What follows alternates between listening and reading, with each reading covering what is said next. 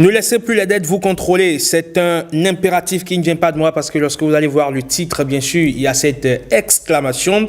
C'est le titre d'un ouvrage de Ange Sigata Tiendaga. Il est juriste financier. Il a travaillé 10 ans durant dans le système bancaire. Il a d'ailleurs même été directeur de recouvrement. Il a donc vu en autant d'années des particuliers croupir sous le poids des dettes. En vérité, pour lui, certaines dettes constituent un engrenage, une nébuleuse dans laquelle on se retrouve souvent piégé. Et dans ce genre de situation, eh bien, la perte de contrôle n'est jamais bien loin. D'où le titre de ce bouquin qui sonne comme une interpellation, presque même une sommation. Ne laissez plus les dettes vous contrôler. Bonjour et bienvenue, Ange Sigata.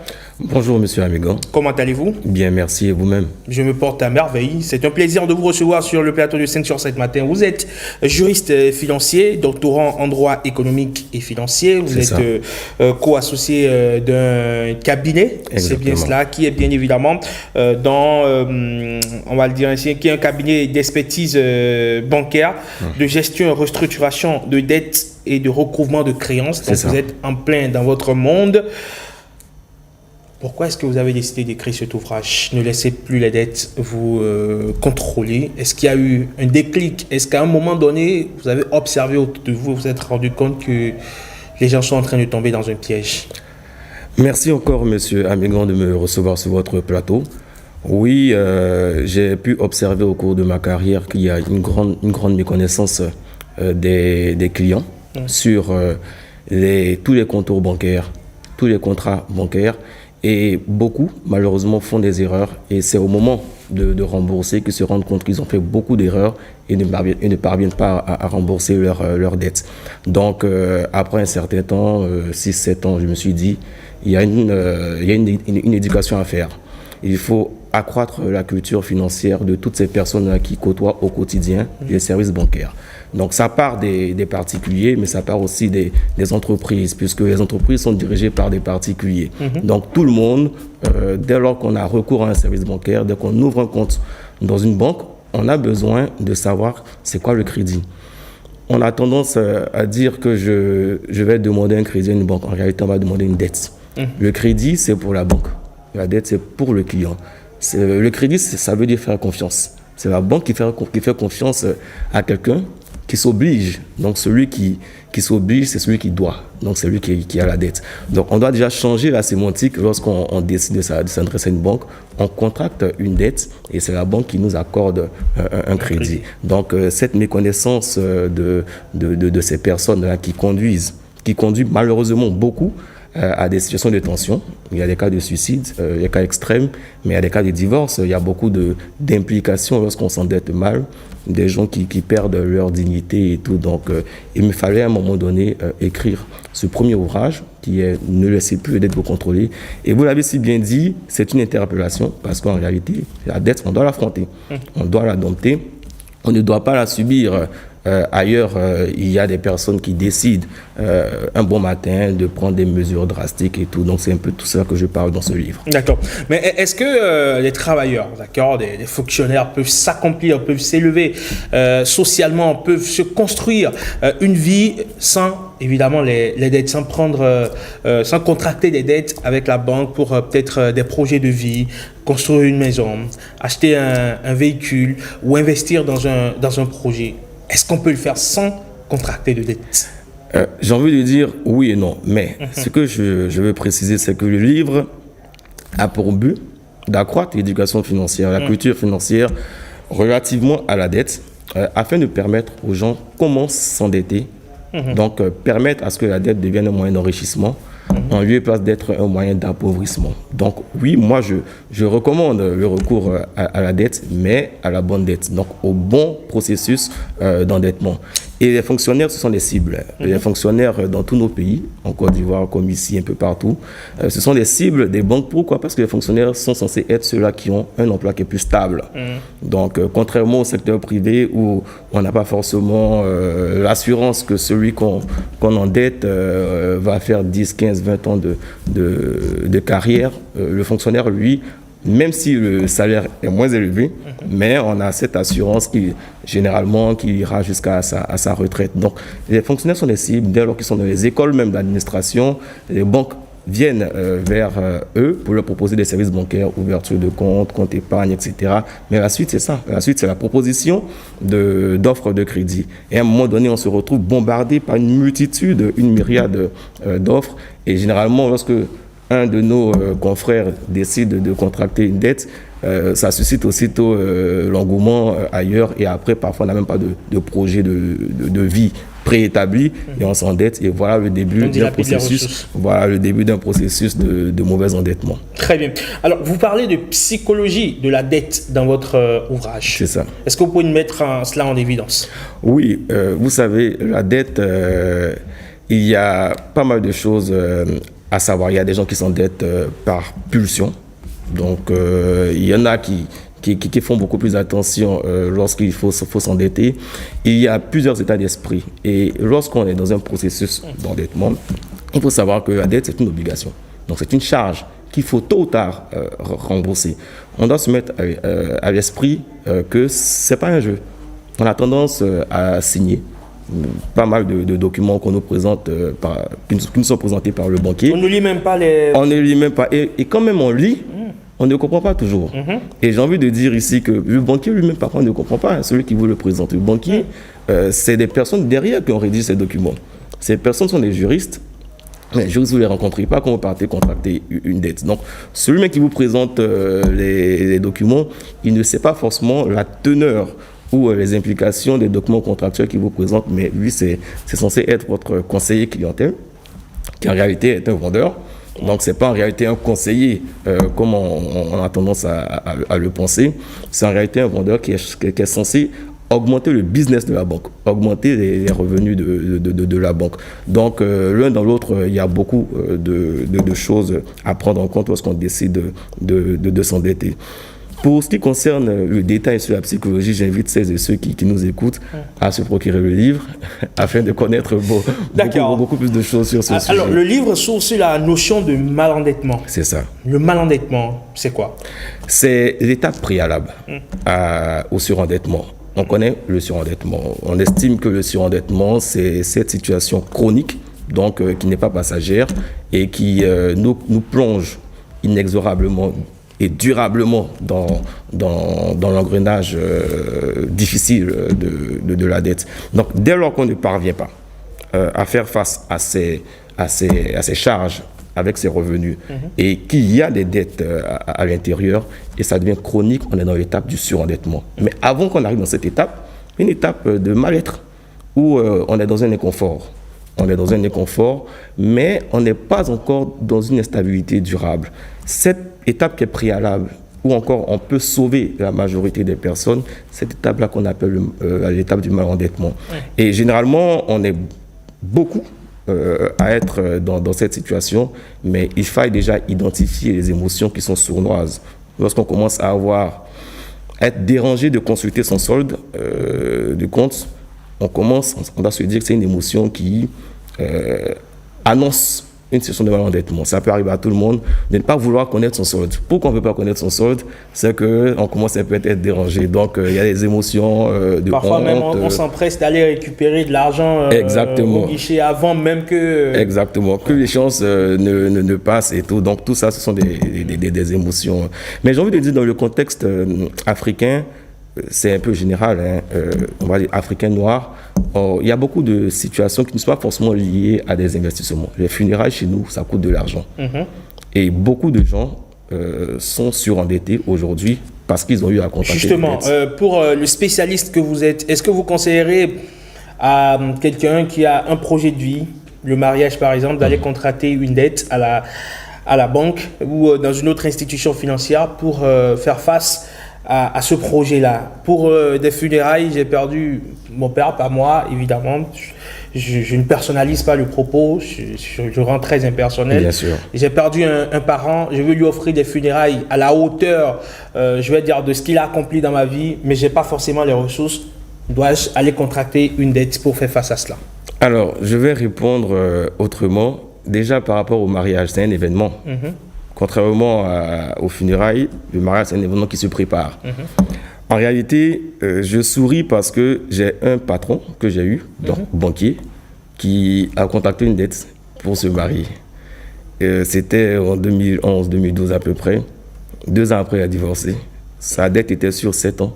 Donc chaque jour, chaque mois, quand son salaire passe et que son échéance est prélevé, toute la journée, il donne des conseils. Voilà, toute la journée, il explique. Il devient psy. Il explique à tout le monde qu'il ne faut pas prendre de dettes pour faire un mariage. Donc, quand bien même le mariage réussit, c'est quelque chose à proscrire parce que c'est un événement qui se prépare. En gros, il a déjà divorcé, mais il continue de payer les dettes de son mariage. Bien sûr. Donc là, maintenant, il en souffre. Mais quand bien même le mariage, il fonctionne bien, le mariage, c'est un événement qui se prépare. Ce n'est pas un événement qui est subi. Donc, on doit pouvoir faire des économies et aller à son mariage sans dette. Par rapport aux funérailles, je suis contre le fait de prendre une dette pour les funérailles, mais la réalité sociale, c'est que c'est difficile. Et vous avez la pression, vous êtes l'aîné, je prends des cas, hein, vous êtes l'aîné, toute la famille compte sur vous, vous occupez un poste que tout le monde apprécie et envie. Parfois, vous n'avez même pas 100 000 francs sur votre compte et on vous dit on vous annonce le décès. Il y a tout ce que nous savons, les bâches, les gens qui accourent des villages pour venir. On n'a pas forcément le choix. Donc, en ce moment-là, certains sont contraints, en lieu et place d'aller vers des usuriers, d'aller vers la banque. Mais après, lorsqu'on décide de prendre une dette, c'est une mauvaise dette, c'est sûr. Après, il faut chercher à clean up cette dette, donc à entamer une phase de redressement de ses finances. J'ai évoqué ce sujet-là parce que j'ai rencontré plein de cas comme celui-ci, en Côte d'Ivoire notamment, où j'ai exercé. Et il y a beaucoup de nos parents fonctionnaires sont entrés dans cette spirale du surendettement parce qu'à un moment donné, ils étaient déjà endettés et il y a eu le cas d'un décès, donc ils ont conduit à prendre des dettes pour honorer leurs parents. Voilà. Alors, Monsieur Tienaga, est-ce que quelque part aussi le système financier en Afrique au sud du Sahara, chez nous ici surtout, dans nos pays pas très développés ou dans nos pays pauvres, j'ai même envie de dire, où le système bancaire n'est pas aussi forcément très établi, est-ce que quelque part cela ne concourt pas, d'accord, à la violence même de la dette? Parce qu'ailleurs, on prend le cas en Europe, presque tout le monde a ce qu'ils appellent un crédit ou presque tout le monde a contracté une dette à la banque et même parfois des crédits sont offerts par des banques à taux zéro. On l'a vu notamment durant la Covid où les banques supplient même à la limite des gens de venir prendre du crédit. Mais ici, pour prendre un crédit à la banque ou pour prendre un prêt, comme on le dit à la banque, on va vous demander des documents sur documents, on va vous demander à la limite même de déverser 50 litres de sang si vous voulez. Bref, ça montre à quel point c'est difficile et deux, le taux auquel on vous facture ce crédit-là, parfois même c'est énorme. C'est énorme, c'est énorme, c'est prohibitif à la limite. Exactement. Dans notre jargon, on l'appelle le coût du crédit. Donc le crédit a un coût qui est fonction du risque. Donc les banquiers parlent de coût du risque. Nous on parlera de coût du crédit, dans la mesure où c'est nous qui supportons en fait les dettes, les charges financières. Et ce qu'il faut savoir, c'est que c'est fonction du risque. On estime, et à bon droit et à juste titre, parce que j'ai été directeur de recouvrement, donc je sais de quoi je parle, il y a un gros stock de créances qui malheureusement ne sont pas remboursées. Et même lorsque il s'agit de particuliers, on a un gros stock de défaillances des personnes qui s'endettent. Et ça ne favorise pas en fait une amélioration, une baisse des taux, malheureusement. Il y a la question de la traçabilité. Aujourd'hui, grâce aux outils du numérique, il devient de plus en plus facile de tracer des personnes, mais ce n'était pas le cas il y a un certain temps. Et si vous observez les dernières années, il y a des taux qui ont baissé. Il y a des types de crédits qui étaient à 13-14%, qui sont passés aujourd'hui à 19%. Donc, au fur et à mesure que le risque sera mieux maîtrisable, en ce moment, on devrait parvenir à une baisse. Les banques ont besoin de faire du crédit. Je le dis partout, sur tous les plateaux, les banques ont besoin de faire du crédit. Les banques sont des établissements de crédit. Quand vous regardez la loi portant réglementation bancaire, on désigne la banque par établissement de crédit. Pourtant, la banque ne fait pas que du crédit. La banque délivre des moyens de paiement, la banque collecte des dépôts, mais le nom qu'on lui donne dans la loi, même qui la régit, c'est établissement de crédit. C'est pour dire que le crédit, c'est le cœur de l'activité bancaire. Et la banque a besoin de faire du crédit. Si elle ne fait pas de crédit, elle tombe. les revenus qui sont générés par les intérêts, mais c'est ça qui fait en fait aujourd'hui le socle de la banque. Ne vous laissez pas, ne laissez plus les dettes vous contrôler. Voilà le titre donc de votre ouvrage dans lequel vous proposez un programme de redressement. Est-ce que vous pouvez nous dire un mot rapidement sur ce programme de redressement que vous proposez en attendant que les gens aillent se procurer de votre ouvrage? Alors, la première des choses à faire dans ce programme de redressement de ses finances, c'est d'en parler. C'est un sujet tabou. Malheureusement, dans nos sociétés, on a honte, on est chef de famille et on a peur que le proche à qui on va se confier nous dise « mais tu n'as pas été intelligent », etc. Mais il faut en parler. À qui? À quelqu'un qui ne nous jugera pas. La première des choses, c'est vraiment la chose la plus capitale. C'est ça qui permet en fait de s'ouvrir et de commencer sa marche vers son redressement financier. Une fois que ça, on a réussi à le faire, et que celui à qui on s'est confié, ça peut être un guide religieux, ça peut être un conseiller en gestion de dette, ça peut être n'importe qui. Mais vraiment quelqu'un qui ne nous jugera pas aussitôt parce que c'est une erreur qui a été faite et qui nous a conduit. La seconde chose qui est tout aussi importante, mais qui découle de la première, c'est maintenant d'être transparent vis-à-vis de soi-même. Donc, prendre une feuille, prendre une fiche Excel et puis faire son petit tableau. Qu'est-ce que je gagne? Qu'est-ce que je dépense? Afin d'identifier les écarts. Parce qu'il y a forcément des écarts si on est en difficulté. Et maintenant, prendre point par point, écart par écart, pour savoir comment réduire cet écart. Donc, comment baisser les revenus à un moment donné et comment baisser les charges à un moment donné et comment augmenter ses revenus. Donc, ça peut aller jusqu'à des petites attentions comme débrancher la télé de la prise pour éviter que la charge d'électricité continue d'augmenter.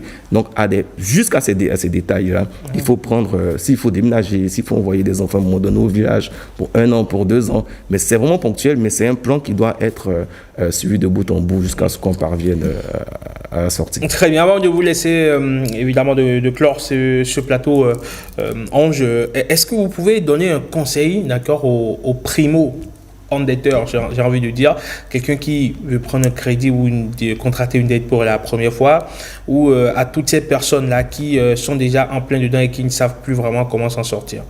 Alors, donc déjà, les primos, ne vous hâtez pas. Il ne faut pas se hâter quand il s'agit de dettes.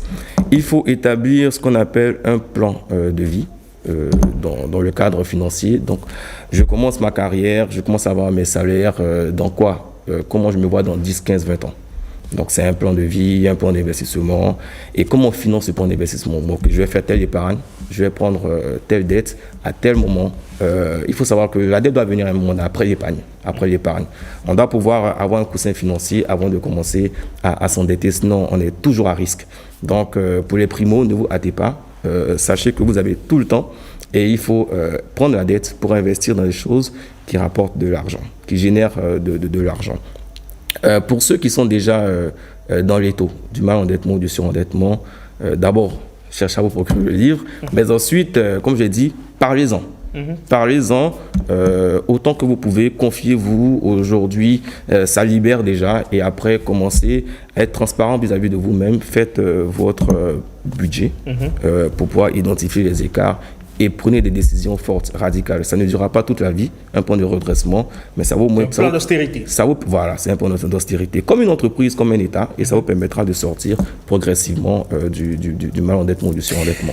Ange Singata Tiendagar, juriste financier, doctorant en droit économique et financier, auteur de l'ouvrage « Ne laissez plus les dettes vous contrôler ». Merci beaucoup. Votre ouvrage est disponible partout. On peut se procurer le livre pour aller voir le contenu et surtout pour toutes ces personnes qui ploient sous le fait FAIX, donc on va le dire ainsi, de la dette. Eh bien, faites le geste utile.